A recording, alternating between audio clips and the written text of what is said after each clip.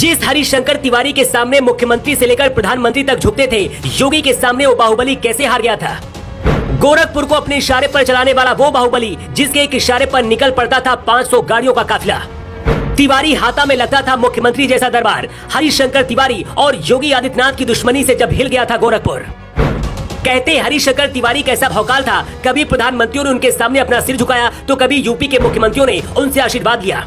जिस गोरखपुर से योगी आदित्यनाथ है, उसी गोरखपुर से तिवारी परिवार भी है। उस दिन योगी आदित्यनाथ ने साबित कर दिया था कि वो बाकियों की तरह सिर झुकाने वाले नहीं, बल्कि ईंट का जवाब पत्थर से देने वाले हैं। उस दिन योगी आदित्यनाथ की अग्नि परीक्षा थी और सामने गोरखपुर का सबसे बड़ा बाहुबली हरिशंकर तिवारी थे। अंग्रेजी में एक कहावत है, लव मी या hate me but you don't ignore me. मतलब नफरत करो या प्यार, लेकिन आप इग्नोर नहीं कर सकते। हरिशंकर तिवारी का कद भी यूपी की राजनीति में कुछ ऐसा ही था। हरिशंकर तिवारी पहले वो शख्स थे जिन्होंने जेल के अंदर से निर्दलीय चुनाव लड़कर विधायक बन गए थे। यूपी के बाहुबली नेता पंडित हरिशंकर तिवारी के निधन के बाद से सिर्फ गोरखपुर ही नहीं, बल्कि पूरे यूपी में उनके चाहने वालों में मातम का माहौल है। गोरखपुर के जिस हाथे में कभी हरिशंकर तिवारी का दरबार सजता था, वहाँ समर्थकों की भीड़ जुट गई है। हरिशंकर तिवारी का कभी गोरखपुर के माफिया राज में उनके नाम का डंका बजता था।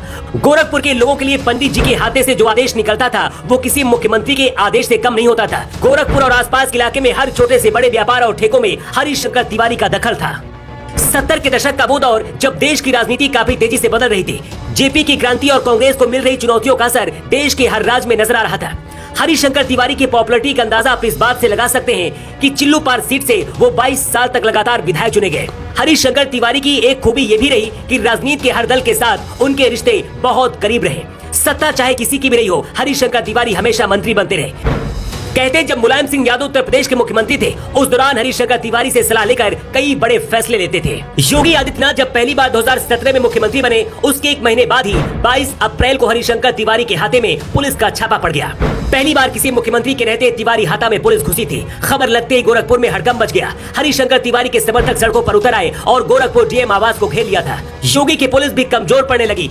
हरिशंकर तिवारी के समर्थक नारे लगा रहे थे, बम बम शंकर, जय जय हरिशंकर। लेकिन योगी आदित्यनाथ कहां झुकने वाले थे। हरिशंकर तिवारी को लग रहा था कि बाकी मुख्यमंत्रियों की तरह योगी आदित्यनाथ भी उनके सामने झुक जाएंगे, लेकिन ऐसा नहीं हुआ।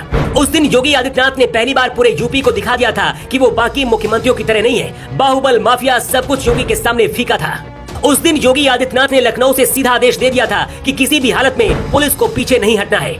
और उस दिन योगी आदित्यनाथ के सामने हरिशंकर तिवारी हार गए थे। मुख्यमंत्री बनने से पहले जब योगी गोरखपुर मठ में रहते थे, तभी से हरिशंकर तिवारी और योगी आदित्यनाथ की दुश्मनी शुरू हो गई थी। कहते हरिशंकर तिवारी पंडितों को बढ़ावा देने लगे थे और योगी आदित्यनाथ ठाकुरों को बढ़ावा देते थे।